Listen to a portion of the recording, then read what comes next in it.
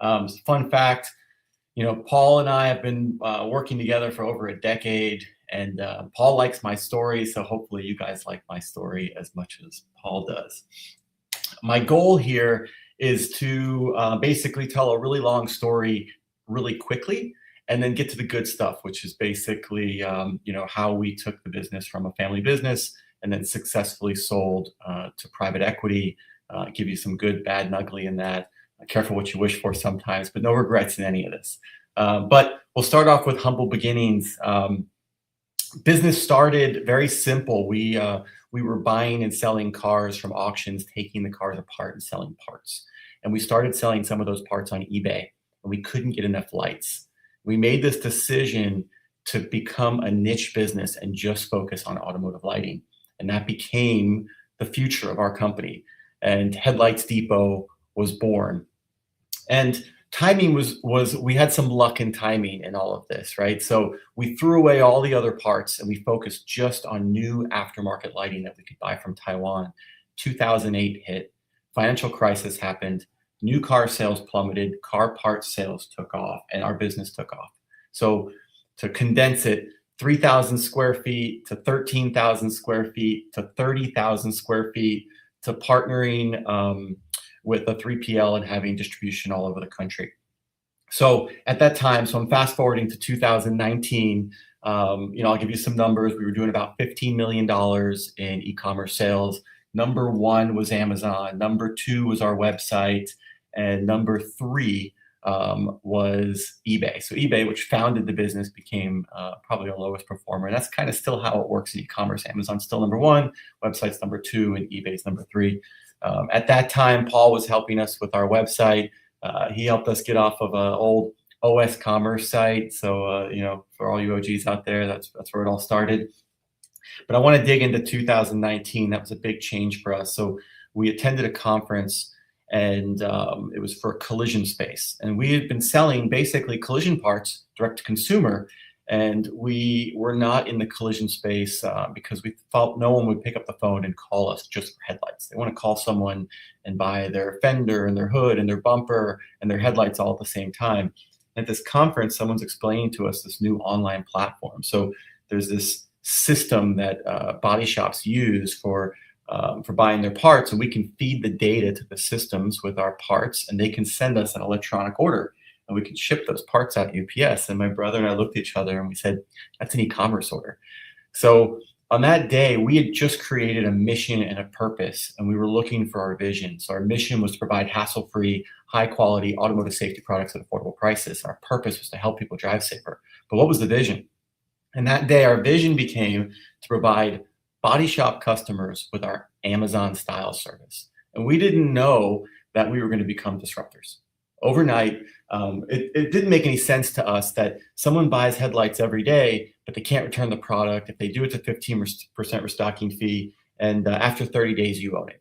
And for us, we'll bend over backwards for a soccer mom that bought a headlight 3 years ago, and they're never going to buy another headlight from us. So why wouldn't we give that same service to the collision industry? And it worked, and it became this rocket ship for us. So we leaned into those B2B sales.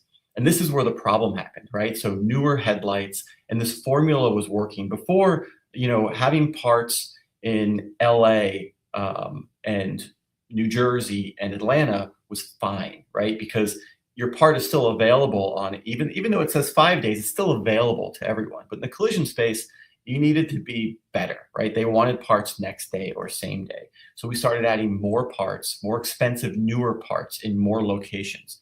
And every time we would do this, sales would go up, and we would have to hit the brakes. So it was 1 foot on the gas, 1 foot on the brakes. Hit the gas, add more parts to more DCs, hit the brakes, run out of cash.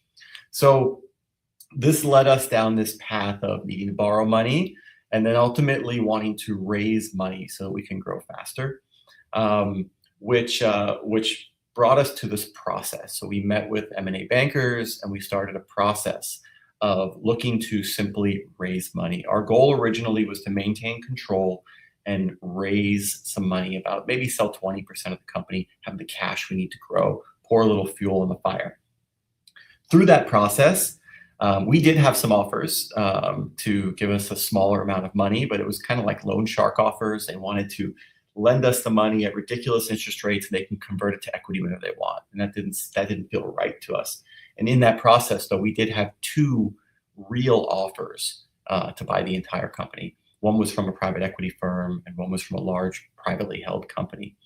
And we went down that path. And I'll tell you, that led to the hardest decision of my life, because we were excited, right? There was a life-changing amount of money on the table. We were excited to sell the business.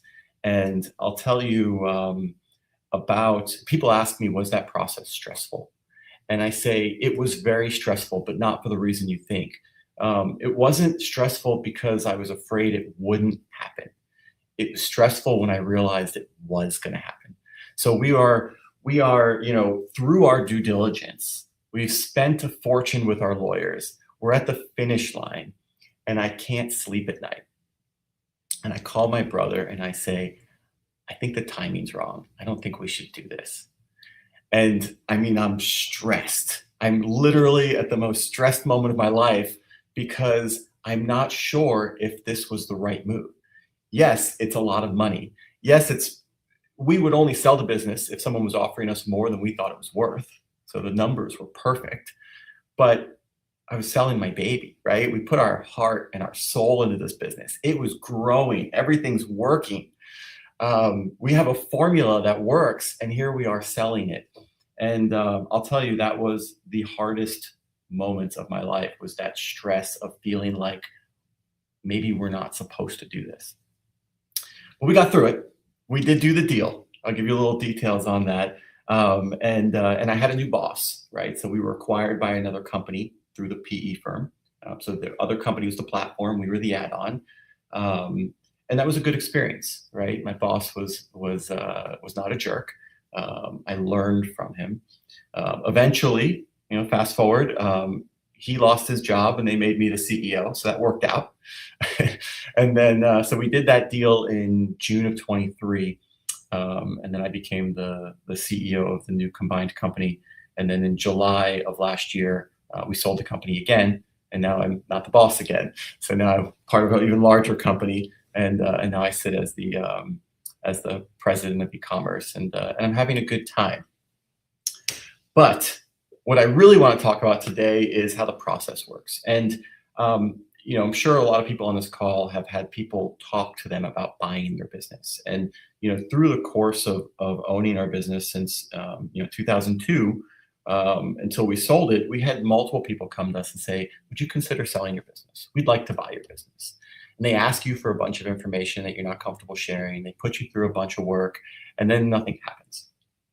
And in this, we've learned that, let's say a private equity firm reaches out to you.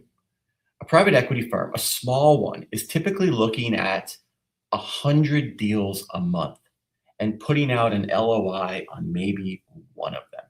So you've got to, when you go through all this work, you're so excited about this opportunity on your side. On their side, it's just another number, right? They're trying to get in 100 or 200 opportunities so they can pick one or two of them. And so you get distracted from your business, and you're not seriously running a process to sell your business. You're just feeding this machine on the other side. So my first advice is, if this happens to you, if you have a vendor, a customer, a PE firm, a private company that wants to buy your company and comes to you with interest, I would say, if you're really seriously considering it, you run a process. And the process is you hire bankers. When I say bankers, this is not the banker at your local branch. This is a mergers and acquisitions banker, someone who's done this for your industry, and they kick off a process. And the reason this is so important is because the number we got for our business, we only got it because we had bankers, because we ran a process. So the way the process works, first, you're probably going to talk to your bankers for a year or two while you're getting comfortable with the idea. Because if you're rushing to sell your company, you're probably selling it for the wrong reason. It starts with a teaser deck, and they put together a couple of slides about your business without your name on it. It's very generic. It's high-level information, and they can't tell who you are from this teaser deck. And then you You work through about 50 or 100 potential targets. Obviously, the one that first came to you is on that list. They provide the teaser, and they ask if anyone's interested. And if people are interested, they have them sign a non-disclosure agreement. And then you send them the SIM, which is your confidential information memorandum. This has a lot more information. It doesn't have the details. It has high-level consolidated financials. It tells a little more about the business. It's probably 30 to 50 slides about your business. So enough to really get someone interested and give them the information they need to make a real offer, but not enough to allow them to compete with you. And then from there comes the IOI, the indication of interest. So when that person called you and said, we're interested in buying your business, they didn't give you a number. They just want to see all your information, right? The IOI says, let's make sure we're in the same ballpark, right? Like, someone buying a business professionally, they're going to come up with a multiple of your EBITDA, and that's how they're going to value your business. So they can look at your P&L and they can come up with an offer for you. So if they're not willing to put some kind of idea to make sure everyone's in the same ballpark, you can't move forward. So your IOIs come in. And then this is where the process is so important, because from IOI to LOI, so indication of interest, to letter of intent, our first IOIs that came in, we ended up with a number on our LOI that was almost double the number on the IOI. And without those bankers and without that process, there's no way we would have achieved that number. Hands down, impossible. It took that courage of having multiple players at the table and being able to say to the player that you really were excited about doing a deal with, no, thank you for your offer. And they say they've got nothing else to give. And you say, we understand, thank you for your time. And then they come back with more.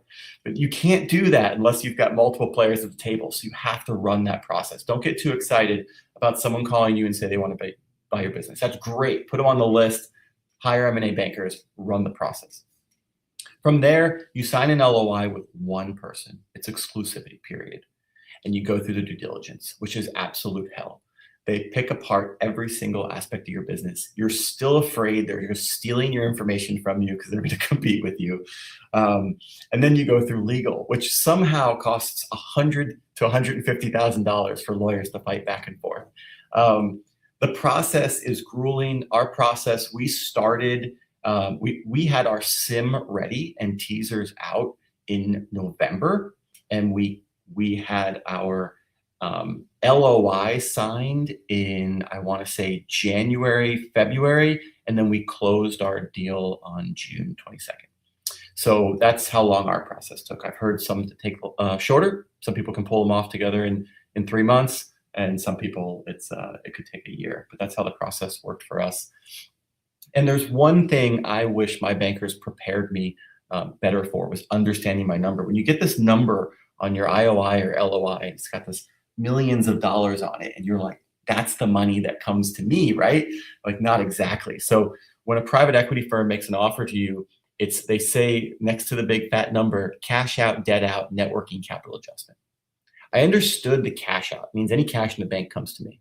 I understood the debt out. It's any debt we owe, I have to pay off, right? So that number is not the number you get. It's after you get your cash back and after you pay off all your debt. The one I didn't understand was the net working capital adjustment. And we had some problems with this. So what that meant, and what they just try to say, is that there's sufficient capital in the business. The inventory is sufficient. But what it ultimately came down to in the fine print was they took your trailing 12 months of inventory, of accounts receivable and accounts payable, and they have an average. And if your inventory is higher than that average, they'll give you that money. If your inventory is lower than that average, you have to pay that in. If your AP is higher or lower, you pay the difference or get the difference. If your AR is higher or lower, you pay the difference or get the difference.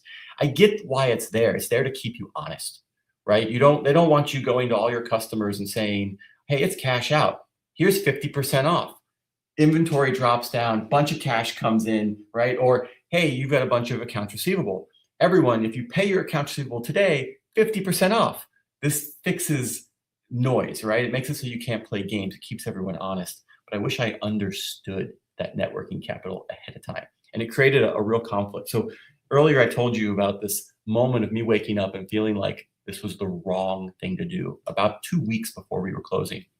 And I'll never forget the next day, we had a call with the entire team, and it was about the net working capital adjustment. And our inventory had come down because we had this huge spike in inventory from a bunch of containers coming in, and then it came back down to normal. But the trailing 12 months looked like inventory plummeted. And we were going to owe $1 million at closing for net working capital adjustment. And we were like, that's not going to happen. This is not a true representation. They pointed to the paperwork that says net working capital is an average of trailing 12 months. And I said, we're not doing that. And they said, this is a deal stopper for us. So if you can't do this at the terms of the agreement, we're not going to move forward. And I remember having a big sigh and telling them that how refreshing it was to hear them say that, because I was afraid to tell them what I was really thinking. And I don't know if I'm really ready to sell this business, and I'm having second thoughts. And at that moment, they changed their tune and said, whoa, whoa, whoa, whoa, whoa, we can make this work. How about a 6-month average, right? So it was a perfect timing of like me feeling like this was the wrong decision and me saying okay to no, which is the only way we got what we needed. So it was an interesting part of the journey. But I always tell people, understand your net working capital. Focus on your trailing 12 months. If you don't understand, it's easy to understand cash out, debt out, but not necessarily net working capital adjustments. You got to get a grip on that. And through this process, I've also learned that there's other ways to handle it. It doesn't have to be average of 12 months. You can put a net working capital target. You can put a net working capital collar. Work with your M&A team. Understand the lingo. Get your numbers right. All right, EBITDA, what creates value? I also learned that in the world of private equity, the only thing that matters is EBITDA. That's why I use the largest font I can find. So it's earnings before interest, tax, depreciation, and amortization. Nothing else really matters. There was a time when I thought my business was valued based on my domain value, my domain name, my intellectual property, the things we've built, the inventory on the shelf. Most business owners think their inventory is part of the value of their business. It is, but not when you're selling it to a private equity firm, or not when you're selling to someone who professionally buys businesses. It's all about your EBITDA, and it's some multiple of EBITDA. It's going to be a multiple between 4 and probably 10. And you're fighting to get a high as multiple as possible. How bad do they want you? Are you a platform? Are you an add-on? So the reason this is so important is we had always run our business to reduce taxes, not to maximize EBITDA. So what does this mean in a nutshell, right? If you're importing containers, are you expensing the amount freight, or are you capitalizing on the shelf? GAAP says you're supposed to capitalize it on the shelf, which will help your P&L. But as a small business owner, we want to pay less taxes, so we expense it. Are you making a decision are you holding back a decision to move your warehouse because you think you're going to sell your business and you don't want to spend all that money? Well, there's something called non-reoccurring charges that can go below the line. You don't have to hold back that decision. You can move all your inventory and you can put those dollars into non-reoccurring, and it doesn't affect your EBITDA. It's important to know these things. You can continue running your business like you've always run it, but you have to understand where the dollars flow and how people are valuing your business. And then I guess most important is personal expenses. You can add back personal expenses as long as you can justify them. So when you're about 12 months away from wanting to run your process, make sure you start only running personal expenses to your business that you can easily identify and easily justify, and you can get those add backs. Creating value is everything. EBITDA is everything. Understand it and start it 12 months early, because the only thing that matters is not last year's financials, not this year's, not the future financials, maybe in VC, but not private equity, but it's trailing 12 months. The entire business is valued by your trailing 12 months EBITDA. And then what I learned, if I could give everyone one piece of advice, the one thing that I looked at this and had an aha moment and said, why were we able to double our business again in such a short amount of time through PE? It wasn't because there was cash available. It was because of governance. And I want to tell a story about how this governance started off as something very annoying, and then it clicked for me. So my first board meeting, right? Governance is your board meetings. Every 3 months you have a board meeting, and you have to have an annual operating plan. So it's budgeting and an annual operating plan. So the first time I had my board meeting, I felt like it was such a distraction. I appreciated my board members. They put amazing people around me, legends in the industry, people I can call today that I could never have contact with. So this was a great thing. I liked calling them.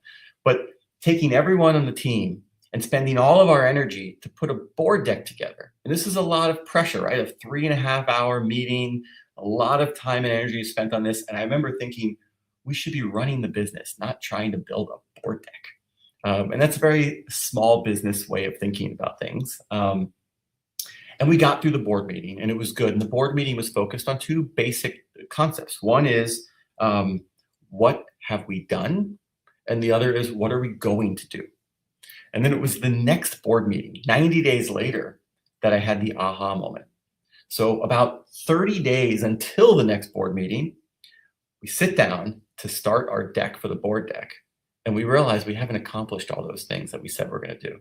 And it's kind of like when it was like a flashback to being in school. You go to university and you have a project or you have a test and you have X amount of time to do it. And you cram and you get it done in what, the last 48 hours? It is unbelievable how much you can accomplish when you know you've got to show up at that board meeting and you've got 30 days to get everything you said done. I mean, the whole world just starts to turn. And we found that things that I used to spend a year doing, we were doing every quarter. It was that accountability of having to sit in front of those people that I don't want to let down, and everyone's scrambling to get this stuff done. So it created urgency and it created accountability. So when I meet people and they say, what's the biggest takeaway from private equity? I say governance. I was like, if I would have enforced governance on myself 5 years ago, I would have been selling this business at 5 or 10 times the size we're selling it today, because that accountability is what really drives the business. And then an annual operating plan, as silly as it sounds to start pulling numbers out of thin air for the future, you build a plan for next year. You break it down into unit economics so you know the people you need to hire to accomplish those goals as you start to achieve them. And you have a line in the sand. You have a target. You know where you want to go. It doesn't matter if you hit the plan. If you hit it, great. If you miss it, it sucks. That's not the point. The point is you have a goal. And every month we're comparing ourselves to year over year and plan. Next month, year over year and plan. And we know where we are against where we wanted to be, and we know where we are versus last year. And it's been a really important process for me, and it really helps drive the business forward. And that's all I have. Thank you. Does anyone have any questions? Hi, Jay. Thank you. So we've got a question. What would be the key factor to have in order to increase buyer confidence and potentially boost sale price if you had, let's say, 12 months before selling your business? So I'm a big believer in mission, vision, purpose, right? So, anytime I'm answering questions like this, it's like, what's the mission? What's the purpose? How do you accomplish it? So it comes down to consumer confidence, doing a good job and executing for the customer. So every decision we make, it's we put our eyes as we are the customer. What does the customer need? How would that experience be like if you were the customer? And we tell that to every time I get on a call with the entire company, which is weekly, I start with the mission, purpose, and the vision. And I tell people, you don't have to ask your manager to do something if it meets the mission of the company, right? Hassle-free is the first pillar. So in a world of Amazon, that's what we're up against. So make the customer's experience hassle-free. How would you feel if you were calling us and you were asking this question or having this problem? What would you want your result to be? So don't be afraid to empower your people to make decisions driven by your mission and give customers the best possible experience. That's the only way. Your focus is not necessarily on driving sales up. Your focus is on increasing EBITDA, right? Becoming more efficient on your profitability. Someone on the call said it very well. It's contribution dollars, right? Your contribution dollars are everything. You're selling, your SG&A costs are fixed. Your contribution dollars are the money coming in, right? We all know that you can have revenue come in, and if you spend too much on ads, you don't make any money. So focus on your contribution dollars and your EBITDA, because that's what you're trying to do. I don't care if the revenue's up or down. I just care that my contribution dollars are up. Have you acquired any businesses since you selling yours, and did you use what you learned? So We did not do any acquisitions. We were only we only got acquired. Through this latest acquisition, we have done 2 acquisitions of smaller companies. But we're part of a much larger group now, so there's a big team that helps do that. Our private equity firm will typically bring deals to the table. They'll ask the senior leadership team, "Do you want it or do you not want it?" If you want it, they'll support it. If you don't want it, they move on. A lot of times we'll put a IOI in, and we get passed up. We through the process when I was the CEO, we did make offers on companies. We just didn't always win them, so we didn't win any, including one massive deal where we offered. And I remember thinking, like, I wanted to pinch myself. I had a major competitor. We put an offer of $300 million to buy this competitor. I signed this thing, and I'm like, I am going to buy this massive competitor of mine for this crazy amount of money. We didn't win the LOI. Someone else bought them, but it was still just a crazy experience to be a part of.